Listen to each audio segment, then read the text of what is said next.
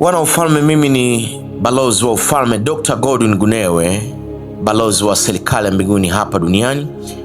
Na leo naomba nije na kitu muhimu sana, kitu kingine kipya ambacho kitakusaidia kupeleka kwenye ujazo na utimilifu mkubwa sana wa kimaarifa.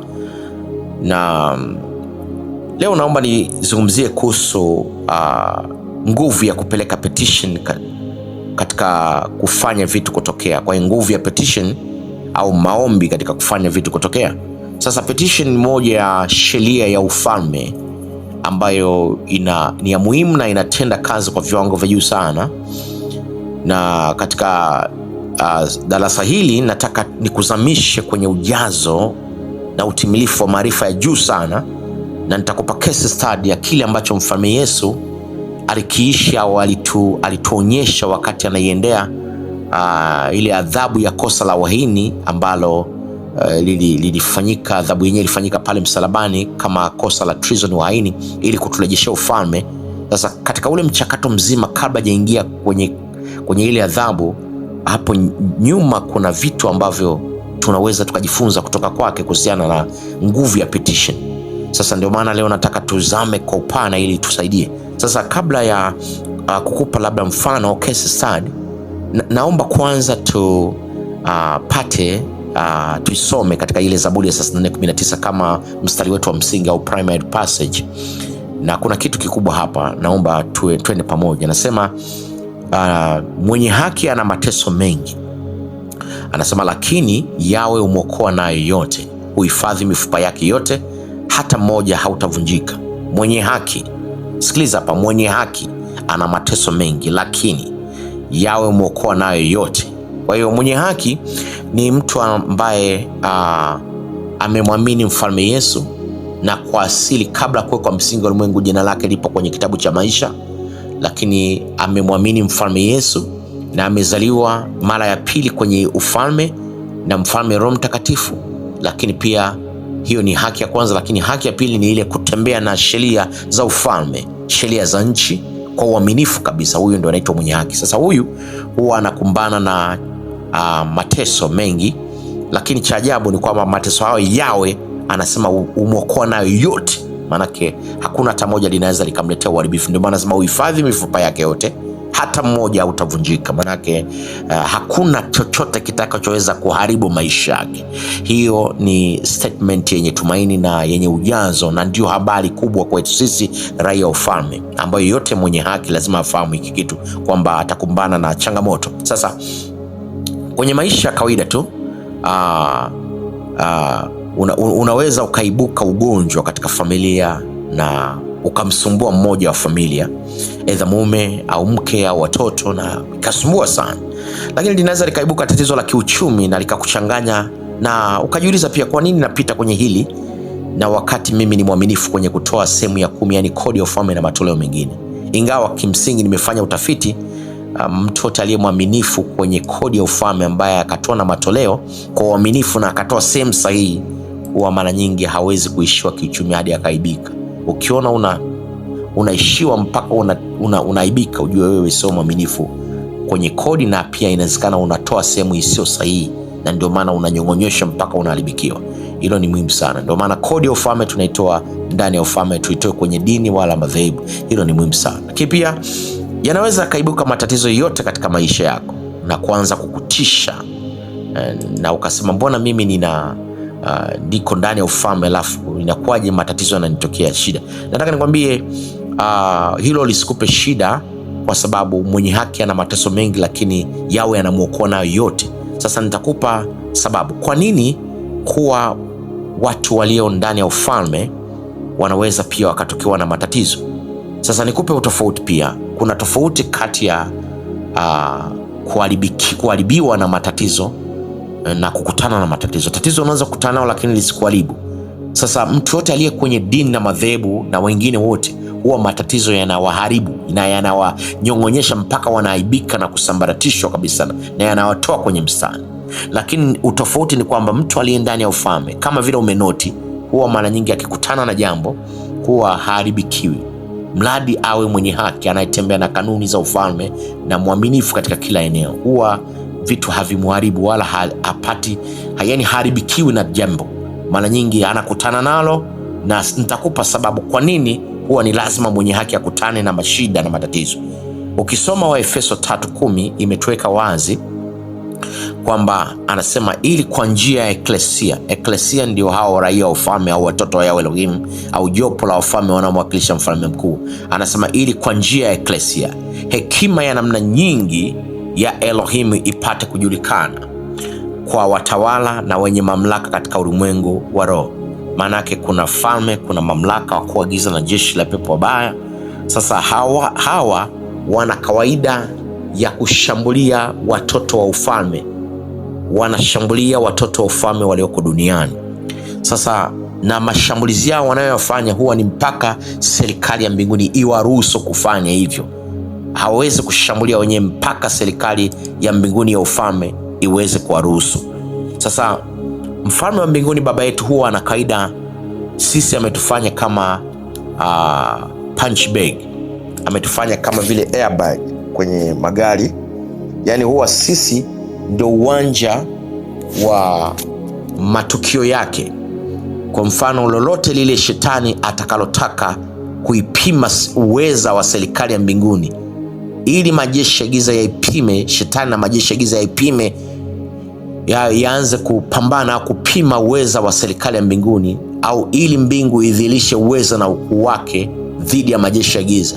Huwa majeshi ya giza na shetani huwa hawaendi kule mbinguni kupambana, hawapambani, ila wanachofanya wanaruhusiwa wapambane na sisi tuliobeba ile uweza na mamlaka yake. Kwa hiyo sisi ndio tunakabiliana hivyo vitu ili kupima mamlaka na uweza wake. Kwa hiyo ndio maana sisi ndio tunatumika kama kuwa hekima ya namna nyingi ya Elohim ili ipate kujulikana, kudhihirika dhidi yao. Kwa hiyo utakuta ni lazima majeshi ya giza yaruhusiwe kunishambulia mimi katika jambo fulani ili kupima uweza na mamlaka wa kimbingu. Kwa hiyo ili mbingu iweze kudhihirisha nguvu yake, yenyewe inadhihirisha kupitia sisi wanadamu, kupitia miili yetu na sisi wenyewe. Kwa hiyo ni lazima sisi tutumike. Hiyo haitaka kuisha mpaka dunia hii iishe. Ikiisha dunia hii ndio hiyo kitu itaondoka, lakini kwa sasa hivi ni lazima mbingu ijitambe, ipambane kupitia sisi, kwa sababu majeshi ya giza hayana uwezo wa kwenda mbinguni na kufanya hiko kitu. Wanafanya kwetu sisi hapa kwa watoto kwenye ufalme huu. Kwa hiyo ili shetani na majeshi yake waweze kuweza kupambana na baba wa mbinguni, au ili mbingu iweze kudhihirisha mamlaka na uwezo wake, nguvu, maanake ni kwamba ni lazima nitumike mimi. Kwa hiyo mimi nitakutana kama uwanja, mimi natumika kama uwanja wa mapambano. Kwa hiyo naweza nikapigwa kiuchumi, naweza nikapigwa tatizo la ugonjwa, naweza nikapigwa hivi, lakini hivyo vitu vinakwenda, afu baadaye ile imani yangu thabiti inayozaliwa ndani mwangu inatengeneza mpaka baadaye kile kitu nakishinda, na ndio mbingu inakuwa imemshinda majeshi ya giza. Kwa hiyo sisi tumekuwa kama uwanja.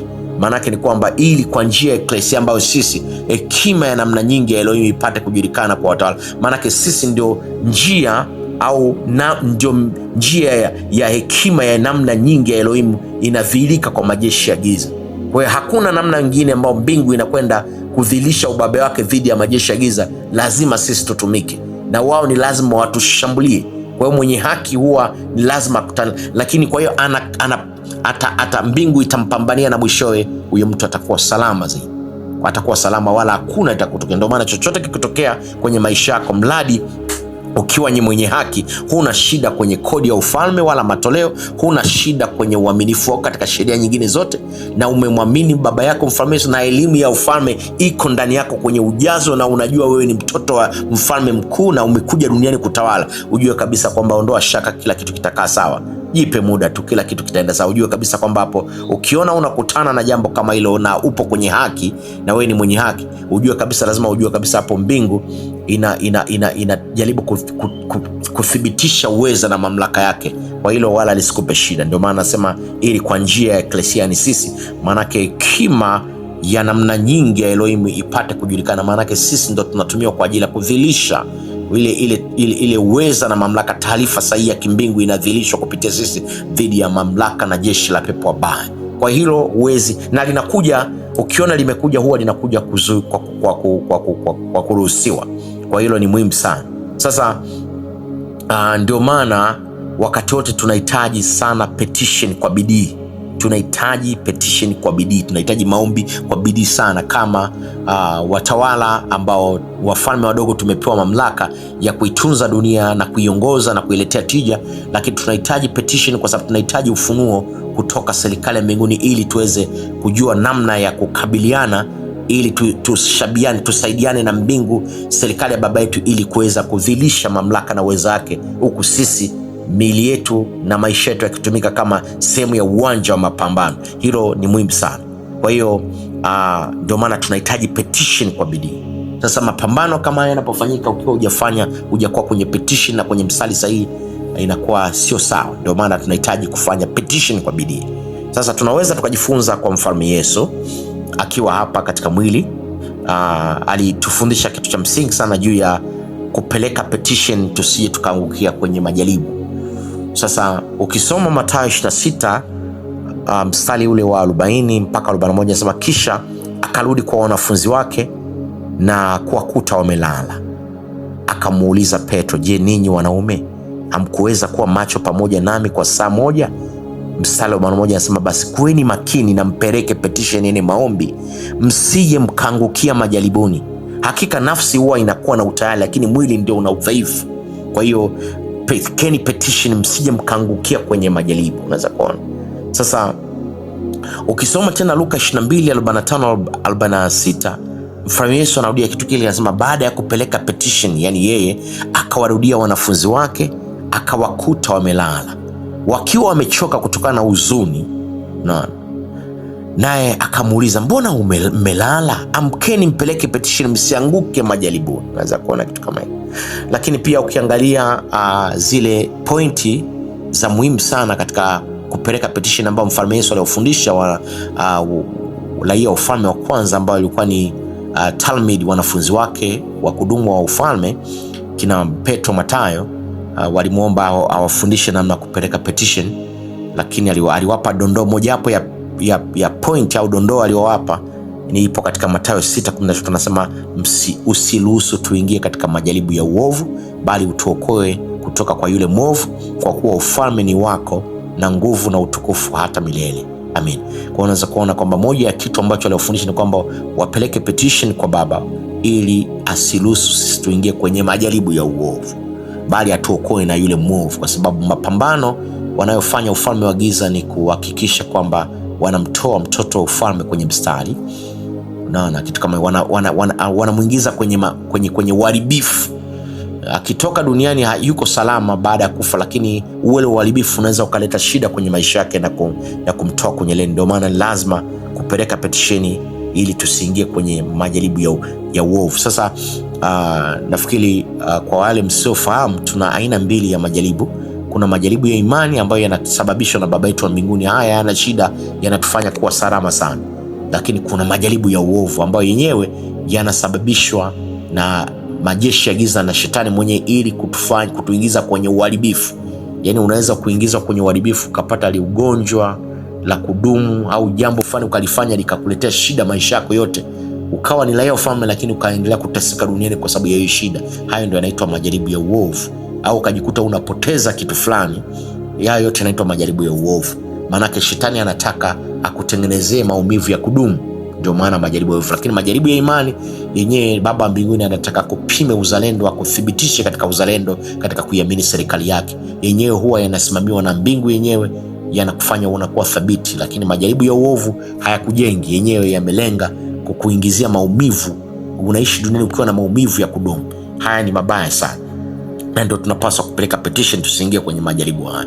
Kwa ndicho ambacho mfalme Yesu alituambia tunapaswa kukomaa sana, kumwambia tusiingie kwenye uharibifu, majaribu ya uovu. Yani unaweza kuingia kwenye jaribu la uovu ukashambuliwa na majambazi, ikatokea ukakatwa mikono yote miwili. Sasa wakati mwingine ukashindwa hata kufanya kazi, ukashindwa kufanya vitu. Umeona? Lakini kumbe unatapaswa kumwambia Bwana kuepushe vitu hivi visije vikakuingia kwenye ule. Unaweza ukapoteza mtoto wako au mume wako, ili litakutesa maisha yako yote, au unaweza kupoteza mali kwa ujumla. Kwa hiyo majaribu ya uovu yana maumivu ambayo huwa haitoki kichwani. Kwa hivyo vitu ni lazima kupeleka petition. Kwa hiyo hilo ni muhimu sana. lakini tunachojua ni kwamba Baba ameshatupa mwongozo wa nguvu ya kupeleka petition ili kuweza kudhihirisha ile hekima iliyo namna nyingi dhidi ya falme, mamlaka na wakuu wa giza, ili mbingu ikapate kuonyesha uweza na mamlaka yake. Sasa hilo ni muhimu sana ambalo tunapaswa kujifunza. Kwa hiyo ndio maana wakati wote ni lazima tupeleke petition. Petition faida yake ni kwamba ina nguvu. Kwa mfano, unaweza ukapita kwenye ugumu ambayo ni mateso hayo wa uchumi, unashangaa uchumi wako kayumba, unawezekana yakatokea magonjwa, yakatokea jambo fulani, lakini kuna utofauti ya yale mambo yanapotokea, sio kwamba yameharibu maisha yako, yenyewe yanakuja. Lakini unapopeleka petition na unapokuwa mwenye haki katika kila eneo, mwaminifu kwenye kodi ya ufalme, mwaminifu kwenye matoleo, mwaminifu kwenye sheria nyingine. Kwa nini nasisitiza kodi? Kwa sababu kodi ina uwezo wa kumleta yule alaye akala mali zako, na anakula kwa staili nyingi. Anaweza kukuletea magonjwa, anaweza kukuletea majambazi, anaweza kukuletea ukafuzwa kazi, anaweza kukuletea vitu mbalimbali, kwa sababu anachotaka ni kuharibu. Kwa hiyo ni swala la uchumi, umeona, ni swala la uchumi, lakini linaweza kupelekea ukaingia kwenye shida kubwa sana ya maisha, ambayo shida hiyo inaweza kukuletea ugumu, inaweza kukuletea matatizo, inaweza kukuletea tabu, inaweza kuletea mateso ya kudumu kwenye maisha yako ya kila siku. Ndio maana ni muhimu sana hilo kulielewa, ili liweze kukusaidia kwenye maisha yako ya kila siku. Kwa hiyo ni muhimu sana hilo, kila raia ufalme kulielewa, maana majaribu ya uovu yanaweza kukutengenezea shida. Ndio maana ni wakati wote lazima kupeleka petition ili usiingie kwenye majaribu ya uovu. Hiyo ni kitu muhimu na ni kitu cha msingi sana ambacho kila raia ufalme anapaswa kukizingatia. Ndio maana Mfalme Yesu alilisisitiza kwamba usiruhusu tupeleke petition, tusiruhusu tuingie kwenye majaribu ya uovu. Unaweza kuona kitu kama hiko. Sasa tuende kwenye mfano wa Mfalme Yesu hapa katika Luka 22:44. Unaweza kuona yeye alipokutana na, kwa sababu shetani wakati Mfalme Yesu anakuja duniani ilikuwa ni beto, ni vita kati ya ufalme na ufalme. Sasa ufalme wa giza ambao unaongozwa na shetani wenyewe ulipanga kwa ajili ya kumuondoa kwenye mstari, kumuondoa kwenye leli. Na ndio maana wakati Mfalme Yesu yuko duniani anataka kulipa gharama, amekuja kabisa, amepanga na wenye nguvu zake na amevaa mwili, maanake hakuruhusiwa kutumia nguvu yake ya kielohim ile ambayo anayo kwa asili. Alitakiwa atumie nguvu ya kibinadamu, awe mwanadamu, na ndio makubaliano yaliyokuwepo. Sasa moja ya kitu ambacho adui alifanya ni kumkatisha tamaa kwamba hii game unakwenda kushindwa. Kwa hiyo alimtengenezea idea kwamba akamkatisha tamaa. Ndio maana alipeleka petition mara 3 kumwambia Baba, ikiwezekana kikombe hiki tuailishe. Yani alitaka ile adhabu ya kosa la waini asifanye, ailishe. Sasa madhara yake yamekuwa makubwa, kwa sababu kama amekuja duniani alafu hajakamilisha ile kazi, maana yake ni kwamba mbingu na serikali ya ufalme ingeonekana ni waongo na ni waoga. Maana yake angeifanya mbingu kuweza kupoteza kitu kikubwa sana. Lakini shetani kwanza alianza kumkatisha tamaa, na ndio maana hata sisi tunaweza tunakutana na jambo gumu la kiuchumi, la chochote kile, kama mwenye haki ambayo ni la ufalme. Sasa kitu kinachofanya adui anataka kukatisha tamaa. Wengi unaweza kujikuta moyo wako umekata tamaa, kama vile umevurugika, unasikia kama vile una stress. Sasa hali kama ile inapotokea, msingi mkubwa wa kushinda ni lazima ukomae kwenye petition ya nguvu sana. Hilo ni muhimu sana. Ndio maana tunaweza tukaona kwenye mfano wa Mfalme Yesu, yeye ilipomtokea alikuwa anapeleka petition, anarudi anapeleka. Kwa ukiangalia Luka 22:44 nasema naye akiwa katika maumivu makuu. Unaweza kuona Bwana Yesu alikuwa katika maumivu makuu kwenye moyo wake, yani nafsi ilikuwa imepata stress, kwa sababu adui alikuwa amemtengenezea idea kwamba ugame, yani kama kumkatisha tamaa. Anasema yeye alipokuwa katika hiyo hali, anasema akapeleka petition kwa bidii, nalo jasho lake likawa kama matone ya damu yakidondoka ardhini. Mara zote ukisikia mtu damu zinamtoka puani, zinamtoka mdomoni, zinamtoka kwenye maeneo yote ya kwenye mwili, ujue kabisa ni kwamba misuli, tuseme ile mishipa inakuwa imepasuka. Hiyo ni dalili ya pressure, dalili ya pressure na stress. Kwa hiyo Bwana Yesu akiwa moja ya kigezo alikutakiwa kutumia mamlaka yake Elohim, awe mwanadamu kabisa akimtegemea mfalme Roho Mtakatifu. Naye pia alipata pressure. Ile pressure ilitokana, nafikiri shetani alikuwa anamzuga kichwani na kumhubiria vitu vigumu sana. Kwa hiyo ikaanza kumsumbua na kumpa stress. Ndio maana unaona jasho ikamtoka, kwa sababu alikuwa halikuruhusiwa kutumia mamlaka yake. Alikuwa mwanadamu akimtegemea mfalme Roho Mtakatifu, ndio maana matone ya damu yalikuwa kidondoka. Lakini moja ambalo kila tunaweza kujifunza hapa, anasema akapeleka petition kwa bidii. Na ndio maana nakusia hata wewe unazikana unapita kwenye jambo fulani kama raia wa ufalme, maana yake unajaribiwa kiimani, unapimwa. Mbingu inataka kuthibitisha mamlaka na uwezo wake dhidi ya ufalme wa giza. Wewe unatumika kama uwanja wa mapambano na unapita. Hilo nataka kukwambia, wala usione wasiwasi. Kubwa zaidi, wewe command petition. Zungumza na Baba, mwambie Baba akupe uweza na mamlaka ya kushinda, akufungulie milango, akupe kutoboa kwenye hilo. Yaani ng'ang'ana kwenye hilo. Hiyo mimi ndio silaha yangu kubwa. Mimi ninapopita kwenye mambo huwa nang'ang'ana kwenye petition, na nikitoka pale natoka nikiwa mwingine kabisa. Kwa hilo ni muhimu sana. Ndio maana nasema anaye akiwa katika maumivu makuu akapeleka petition kwa bidii. Sisi raia wa ufalme tunapokuwa kwenye hali nzito ndio unapaswa kung'ang'ana. Usikate tamaa, ung'ang'ana. Ujue kabisa kwamba umefanyika kama uwanja wa mapambano. Maanake mbingu inadhihirisha mamlaka yake dhidi ya ufalme wa giza. Maanake inadhihirisha mamlaka yake kupitia ile uzalendo wako kwa kuiamini serikali ya baba yako. Ndio maana ni lazima ukomae kwenye petition. Komaa kwenye petition. Usiangalie hali inabadilikaje. Wewe usiangalie sasa hali itabadilika, hali itakuwa. Wewe unachopaswa kukomaa kwenye petition. Petition ndio inaumba vitu katika ulimwengu usionekana ili kudhihirisha vitu katika ulimwengu unaoonekana. Hilo ni muhimu sana. Na hilo usiache. Mradi hakikisha wewe ni mwenye haki. Maana yake ni kwamba wewe jina lako lipo katika kitabu cha maisha, ni mtoto wa Elohim, na umemwamini mfalme Yesu, umeamini injili ya ufalme, mfalme Roho Mtakatifu amekuzaa, na pia una miongozo ya taratibu za serikali ya kifalme, na unajua wewe umekuja sio kwa ajili ya dini, kutawala dunia. Nataka nikwambie ushindi kwako ni dhahiri kabisa, tena asubuhi mapema, wala hakuna kitakachokudhuru, wala hakuna kitakachosumbua. Ndio maana mfalme Solomoni amewapa mamlaka kukanyaga nyoka na nge na nguvu za yule mwovu, hakuna kitakachodhuru. Huo ni uhalisia na ndio ukweli wenyewe. Kwa hiyo tunaweza kuona case study, mfalme Yesu alipokutana na hilo akapeleka petition kwa bidii. Na ukija katika Waebrania 5:7 anasema hivi, katika siku za maisha ya Yesu hapa duniani, sikiliza, anasema alijisalimisha na kupeleka petition pamoja na kulia sana na machozi kwa yeye awezaye kumwokoa na mauti, naye Elohim akamsikia kwa sababu ya kutii kwake kwa unyenyekevu. Unaona, kwa hiyo kutii kwako unapopita kwenye jambo zito ambalo unajua kabisa kwamba hilo limeletwa kwa ajili ya mbingu idhihirishe mamlaka na uweza wake, umefanyika kama wewe ni uwanja wa mapambano wa serikali ya ufalme, ili serikali ya ufalme inataka kudhihirisha nguvu yake dhidi ya ufalme wa giza na inakuthibitisha. Mara zote ni lazima jikite kupeleka petition. Na hata ukiweza kulia mbele za baba yako, na jinyenyekeza, jikabidhi. Wakati ule ni wakati wa kujisubmit, mwambie Baba, mimi sina mwingine, unajua wewe ndio mzazi wangu.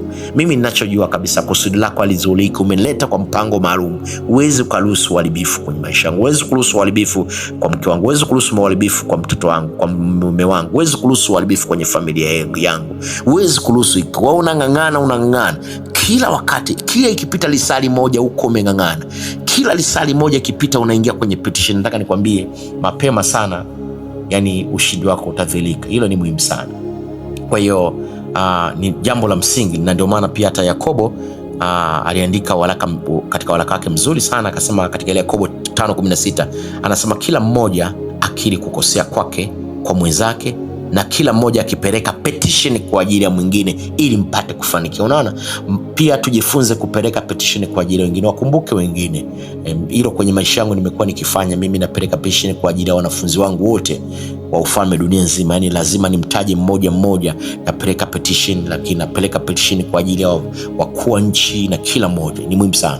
Anasema hivi, kila mmoja akipeleka petition kwa ajili ya mwingine ili mpate kufanikiwa. Unapopeleka petition kwa ajili ya mwingine unakuwa na mafanikio makubwa sana kufanya watu kustawi, kwa sababu mwenyewe anaweza asijue nini cha kupeleka, wewe unaweza ukaongea zaidi na ukamfanikisha mwenzako. Lakini anamalizia hapa, anasema petition za mwenye haki. Unaweza kuona petition sio za mtu wa dini, sio za Mkristo, sio za mlokole. hizi ni petition za mwenye haki, yani maombi ya mwenye haki. Mwenye haki ni yule ambaye tangu kuwekwa msingi wa ulimwengu jina lake lipo kwenye kitabu cha maisha, anajua ni mtoto wa ufalme, lakini pia amemwamini mfalme Yesu, ameiamini habari njema ya ufalme, mfalme Roho Mtakatifu amemzaa, yuko ndani ya ufalme, na pia anatembea na sheria za nchi. Ni mwaminifu kwenye kodi, ni mwaminifu kwenye matoni, ni mwaminifu kwenye kufanya sheria nyingine, kusamehe, kutowasema wenzake, kutokuwa mwizi, yani zile sheria zote za ufalme anazitembea. Huyu ni mwenye haki. Sasa anasema hivi, petition za mwenye haki anasema zina nguvu, tena zinafaa, tena zafaa sana, tena zinafaa sana katika kukamilisha mambo. Maanake petition yote ya mwenye haki huwa ndio ina uwezo wa kufanya jambo kutokea, ina uwezo wa kukamilisha jambo, ina uwezo kuaccomplish jambo lolote. Hiyo ni uhakika 100%, na hakuna swali wala shaka katika hilo. Ndio maana ni muhimu sana kujifunza kuwa na bidii katika kupeleka petition. Umeona case study ya baba yetu mfalme Yesu wakati akiwa katika mwili, namna alivyofanya kwetu. Alifanya sio kwa ajili yake, ni kwa ajili yetu, kutufundisha kwamba tunapokutana na mazingira kama hayo, manake msingi wa ushindi ni kupeleka petition kwa bidii, kila kujisalimisha wakati wote, ili tusiingie katika majaribu ya uovu, tusikaingia kwenye uharibifu wa adui. Hilo ni muhimu sana. Sasa naomba nikwambie kitu ambacho labda hujawahi kukisikia tangu umeingia duniani. Petition ina nguvu ya kutenda kazi hata zaidi ya miaka 2000, 3000 au maisha yako yote. Sasa kuna watu wengi waelewe, unaweza ukawa hai saizi ukatamka petition, ukapeleka petition hata ya kitu kunachotaka kitokee kwa watoto wako, familia yako, kwa hata miaka 500, miaka 1000. Mradi ukiwa hai, petition yako inakuwa inaendelea kuishi. Yani mara nyingi unaweza ukawa umetoka duniani, umelala wakati unasubiria ratiba nyingine, lakini bado nguvu ya petition yako ikaendelea kuishi, na hiyo inatokana baada ya wewe kutamka ukiwa hai vitu fulani vya miaka ya mbeleni kwa watoto wako.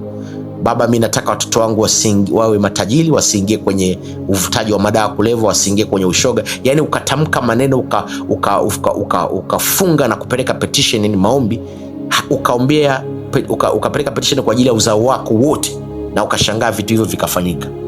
Hiyo inawezekana, na hilo ni muhimu sana kufanya hata sasa hivi, kwa sababu ukiondoka duniani una uwezo tena wa kupeleka petition, kwa sababu umetoka kwenye mfumo wa kidunia.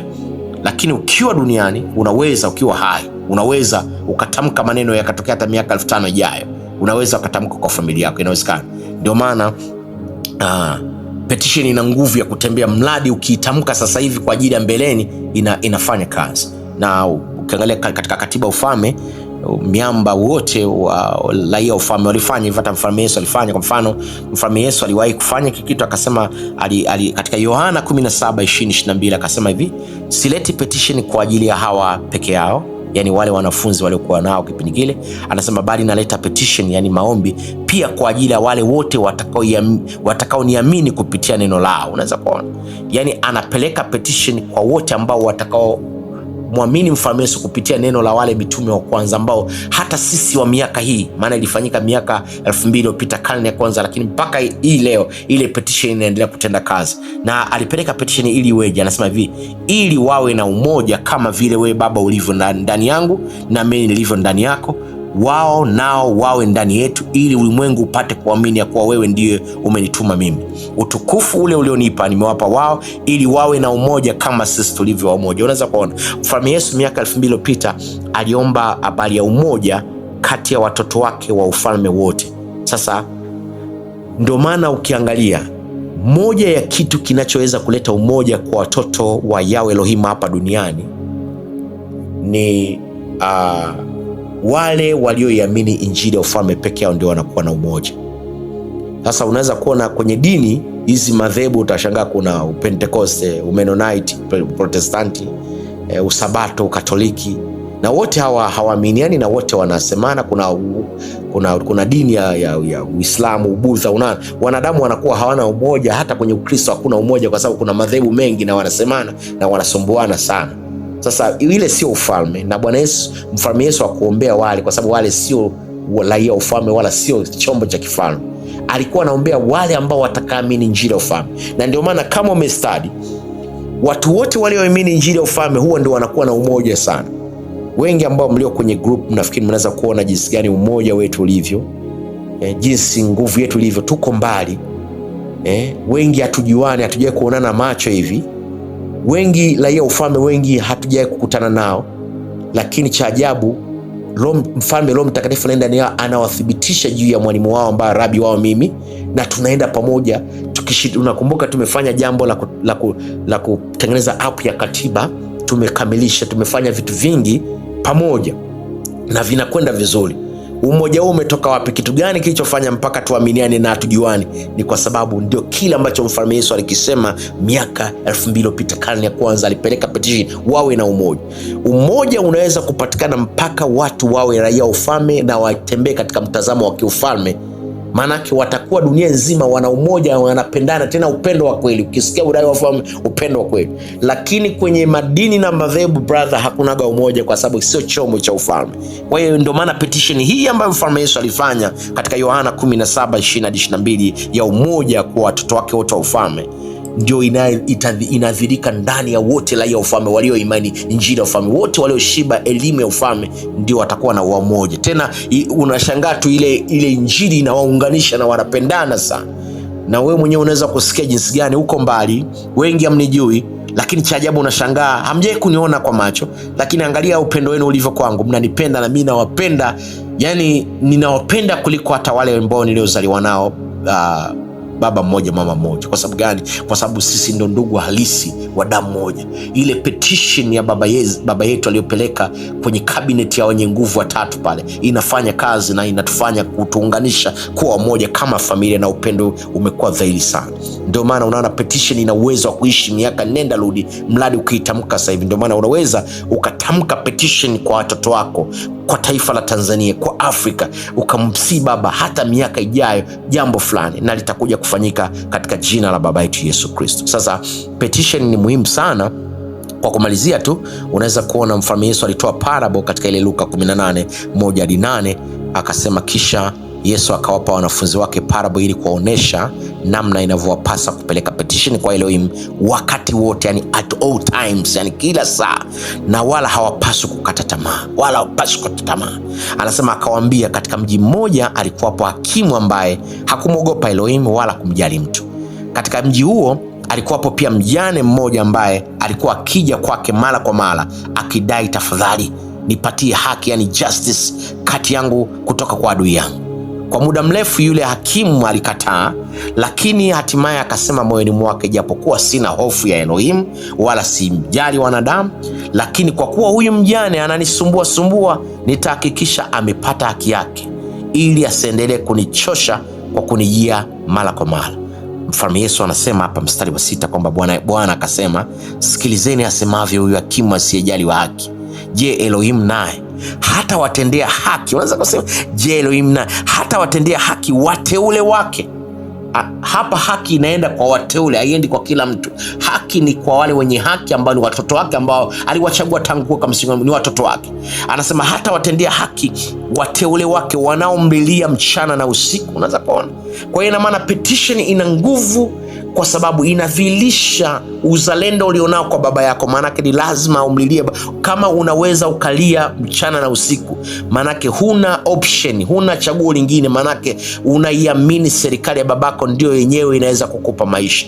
Maanake ni kwamba anasema, je, Elohim hata watendea haki wateule wake wanaomlilia mchana na usiku? Unaweza kuona. Je, atachelewa kuwasaidia kweli? Ninawaambia atawapatia haki upesi. Je, mwana wa Adamu atakapokuja ataikuta imani duniani? Unaanza kuona. Kwa kumbe lengo la sisi kupeleka petition wakati mwingine yanapotokea mambo ni baba anataka kupima uzalendo wetu. Imani ni pistis, manake ni uzalendo. Tunapimwa namna tunavyoweza kuiamini serikali ya baba yetu. Mara nyingi hakuna upendo bila chaguo. Haini, there's no love without option. Baba yetu huwa anapenda kuruhusu majaribu, matatizo yatupate ili kutengeneza option kwamba tutamwendea nani. Je, tutaamini yeye anaweza? Kwa tunapong'ang'ana usiku na mchana, ndio anajua kabisa huyu hana pa kwenda. Kuna siku moja nilimwambia mtu mmoja kwamba mimi ninapopata matatizo huwa sina pa kwenda, kwa sababu sioni, maana baba yangu ndio yeye. Maana yake asiponisaidia mimi atanikuta niko nje namsubiria. Akiamka asubuhi, Baba wa mbinguni akiniangalia ananikuta niko mlangoni, na nitamwambia Baba, sasa naenda wapi? Wakati I belong to your family, mimi nipo kwenye familia yako. Kwa hiyo mimi nitangangana hapa, acha unitupe, unifanye chochote, lakini mimi sina pa kwenda. Niliongea tu kibinadamu, kipumbavu, kwa ajili ya kutoa mfano kwamba jinsi baba yetu tunavyoweza kumtegemea. Hatuna option nyingine, brothers and sisters, hatuna option. Mwanadamu sio mtu anaweza kutusaidia. Wanadamu wanatumika tu na Baba wa mbinguni. Baba wa mbinguni hatakuchagulia kukusaidia, lakini yeye ndio msingi na ndio msaada wetu katika kila jambo. Ndio maana unapopata jambo lolote, huna pa kwenda zaidi ya kukaa kwa Baba. Mwambie Baba, mimi sina pa kwenda. Ingekuwa ninapo pa kwenda ningeenda, lakini sioni, na ninajua mimi I belong to your family. Mimi nipo katika familia yako, kwa hiyo najua kabisa utaniacha. Naomba nisaidie Baba, mponye mtoto wangu, mponye mke wangu, mponye mume wangu, nisaidie nitoe kwenye hali ya kiuchumi. Baba nisaidie. Kama kuna sehemu nimekosea kanuni, nisamehe, lakini sitarudia. Naomba nisaidie Baba, unitoe kwenye wakati mgumu. Nisaidie, nifungulie milango Baba, nipe connection tafadhali. Sina pa kwenda Mfalme, sina pa kwenda mzazi wangu. Wewe ni baba yangu, niende wapi sasa? Mimi utanikuta hapa hapa na kusubiria. Hata utafunga mlango usiku kucha, mimi nitapigwa na baridi, mimi nitapigwa, nitashambuliwa na mbu. Asubuhi utanikuta hapa, kwa sababu sina pa kwenda, kwa sababu wewe ndio author of my life. Wewe ndio baba yangu, ndio mzazi wangu, wewe ndio kila kitu changu.